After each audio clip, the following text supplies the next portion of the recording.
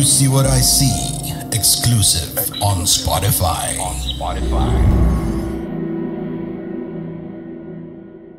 Assalamualaikum warahmatullahi wabarakatuh, warga Sukawati semua. Ketemu lagi bareng saya Raden Ruli di Mencekam, yang kali ini saya akan membawakan cerita dari salah satu kontributor kita yang mengalami kejadian aneh di sebuah desa yang ternyata desa ini pernah mengalami kebanjiran yang cukup hebat dan menyisakan hal-hal yang mengerikan. Seperti apa ceritanya? Jangan lupa untuk di-subscribe dulu channel ini, dinyalakan lonceng notifikasinya, dan dibagikan ke teman-teman yang juga suka dengan cerita horor.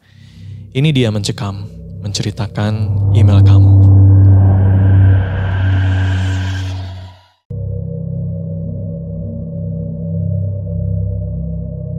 Di sekitar tahun 90-an, di kampung tempat saya tinggal itu ada sebuah bencana banjir yang cukup besar. Sampai memang selama beberapa tahun itu bisa dikatakan desa kami lumpuh. Karena baik rumah-rumah, sarana dan prasarana publiknya itu memang benar-benar hancur total. Desa kami dengan desa sebelah dihubungkan oleh jembatan yang tadinya dibangun dengan kokoh dan susah payah, tapi karena banjir tersebut, jembatan itu runtuh.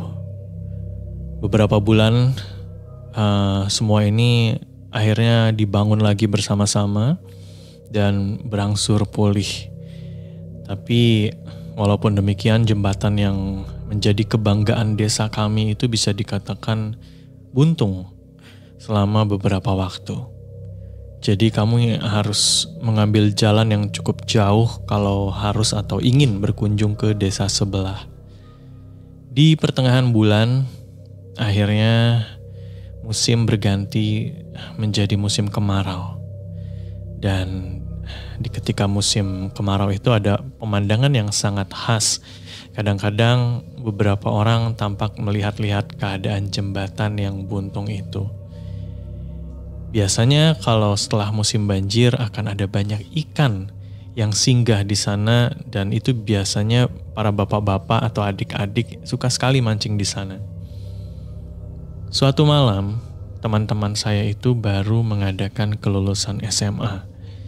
Biasalah, anak-anak muda seusia itu kadang isengnya gak main-main ya. Mereka malam-malam ngajakin mancing di bawah jembatan buntung itu, tapi ada beberapa juga yang menolak. Dan ada lagi yang ngasih ide yang lebih gila daripada itu. Katanya, gimana kalau kita bakar dupa di jembatan buntung itu? Yang konon di jembatan itu suka ada melintas atau menampakkan diri sosok cewek cantik. Wah, saya tentunya agak marah ya. Jangan main-main deh. Jangan iseng, jangan gila sama hal-hal kayak gitu, kata saya sambil mencoba untuk mengingatkan teman-teman lainnya. Tapi mungkin karena hari itu saking bahagianya mereka jadi nggak mengindahkan larangan-larangan dan peringatan dari saya. Jadi saya dengan terpaksa mengikuti mereka, walaupun sebenarnya saya tidak mau ya melakukan hal yang aneh-aneh. Untuk apa coba? Maksud saya menunjukkan sesuatu yang bukan pada tempatnya itu ngapain? Apa mau ditampakin? Atau kita semua mau menunjukkan keberaniannya? Jadi karena dipaksa, setelah waktunya disetujui tadi, akhirnya kami pergi ke jembatan buntung. Titik kumpul ada di rumah saya karena memang posisi rumah saya itu dekat banget sama jembatan buntung itu. Dan kami jalan kaki dari rumah. Bapak dan ibu saya juga sempat nanya. Tapi saya cuma bilang kalau saya dan teman-teman cuma mau nongkrong di rumah teman. Malam itu salah seorang teman saya, sebut aja namanya Marto ya. Marto ini menyiapkan dupa, dan yang lebih gila lagi, si Marto ini bawa ayam cemani. Bahkan ada teman saya yang lain membawa bunga yang biasanya ditaburkan di pemakaman.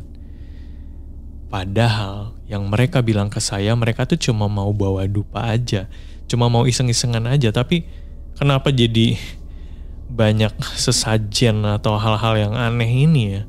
Emangnya mereka mau ngapain?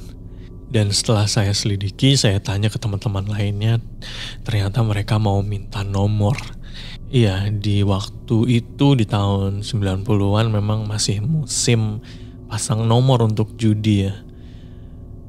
Ya, akhirnya saya cuma bisa mengikuti apa yang mereka jalani saja gitu ya. Walaupun saya sebenarnya tidak setuju. Dan karena teman-teman saya yang nakal ini ya, Marto, Jono, Sandi, sudah mulai bakar-bakar dupa. Jono bahkan sudah menyembelih ayam cemani itu dan melemparkannya dari jembatan ke sungai yang aliran airnya itu cukup deras ya. Bahkan terdengar keras di telinga. Dan tiba-tiba saja teman saya yang melempar-lempar bunga ke sungai itu, mereka terkejut. Karena dalam hitungan beberapa menit saja di bawah sungai yang memang entah itu kebetulan atau tidak, kami bisa melihat sosok wanita berambut panjang sedang duduk di salah satu batu besar di daerah sungai itu. Aroma melati mulai menusuk. Teman-teman saya bukannya malah ketakutan, mereka malah tertawa terbahak-bahak. Mereka melontarkan pertanyaan, meminta nomor, meminta jodoh, meminta ini dan itu seolah-olah wanita itu adalah Tuhan. Saya marah, saya gak mau ikutan. Saya lebih baik memutuskan untuk pulang. Karena kalian meminta pada tempat yang salah, ucap saya waktu itu. Ayolah jangan begitu, ini cuma iseng-iseng aja. Mumpung si mbaknya ada di sana, kata teman-teman saya. Saya melihat wanita yang tadinya duduk di batu besar itu tiba-tiba berdiri dan menatap kami dengan tajam. Kemudian ia tersenyum. Dia tersenyum begitu lebar. Wajahnya, ya, memang benar. Wajahnya sangat cantik, tapi tatapan matanya tajam, pandangannya seolah-olah menghipnotis. Tiba-tiba saja teman saya yang berdiri agak jauh dari batasan jembatan itu terpleset dan jatuh ke sungai. Kami berteriak panik, "Jono! John!" Kami nggak sempat atau nggak mungkin untuk melompat ke sungai di malam gelap seperti itu. Apalagi debit sungai itu kadang-kadang bisa naik sangat drastis kalau malam hari. Ya sekali lagi bukannya nggak setia kawan, tapi kita bingung. Teman-teman yang lain juga malah merinding. Kami lari kocar-kacir saat itu. Dan ketika kami berlari terdengar suara cekikikan panjang. Mungkin dari wanita yang memiliki paras cantik itu. Saya dan teman-teman yang berlarian ke desa kemudian melaporkan hal tersebut ke orang tua masing-masing. Dan terdengar kentongan dipukul. Orang-orang berkumpul. Semuanya terjadi dalam hitungan menit saja. Saya bingung mau melakukan apa. Rasanya masih shock. Gak tahu apa yang saya harus lakukan. Kami tentu saja dimarahi, apalagi sampai pagi Jono belum juga ditemukan. Ya, kami harus cerita dengan jujur kepada bapak dan ibu kami, walaupun kami dimarahi. Dan 3 hari Jono belum juga ditemukan. Ketika malam keempat, saya mengalami kejadian aneh. Saya menemukan ada bekas jejak-jejak air di ujung tempat tidur saya. Dan di malam itu, saya merasakan ada kehadiran seseorang. Kalau saya lihat dari apa yang dipakai di tubuhnya, itu adalah pakaian yang biasa digunakan oleh Jono. Dan di sampingnya, ya, wanita itu adalah wanita yang berdiri di sebuah batu besar di sungai. Saya melihat mereka ada di pojok kamar saya, di dalam gelapnya kamar saya. Karena ketika tidur, saya lebih suka lampu dimatikan.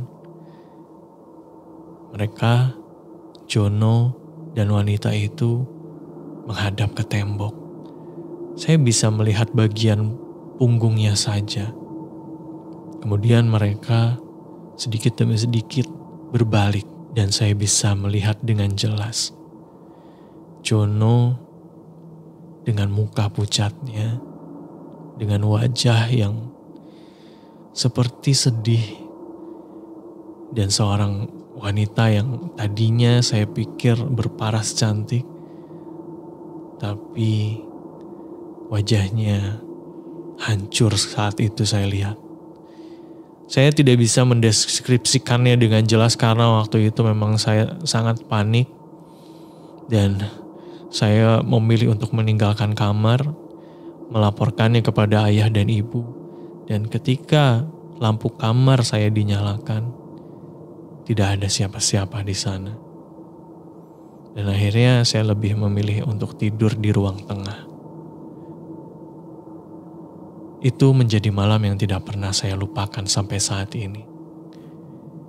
Dan keesokan harinya, saya mendengar ketukan pintu dan beberapa orang melaporkan bahwa kalau Jono sudah ditemukan beberapa kilometer dari desa kami, dan tentunya dalam keadaan yang sudah tidak bernyawa.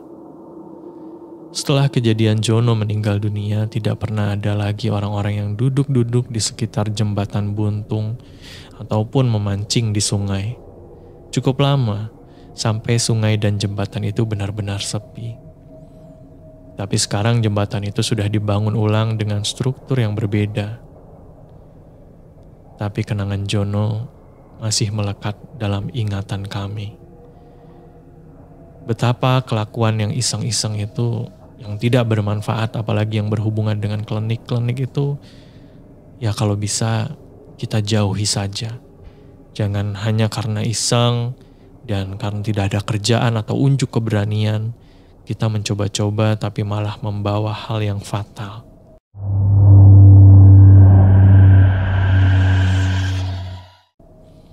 Itu dia untuk mencekam kali ini. Terima kasih sudah mendengarkan. Jangan lupa juga kalau punya pengalaman atau cerita horor, silahkan dikirim saja via email di podcast.ceritahoror@gmail.com. Jangan lupa untuk di-subscribe channel ini, dinyalakan lonceng notifikasinya, dan dibagikan ke teman-teman yang juga suka dengan cerita horor. Saya Raden Ruli pamit. Wassalamualaikum warahmatullahi wabarakatuh.